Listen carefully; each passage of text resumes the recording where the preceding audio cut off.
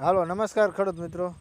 આપણે થોડાક ટાઈમ પહેલાં આપણે લસણ વાવવાનો વિડીયો અપલોડ કર્યો હતો, ઘણા મિત્રોએ જોયો હતો, ઘણા મિત્રોએ લાઈક કર્યો હતો, અને એ લસણ વાવવાની રીત મેં તમને દેખાડી હતી।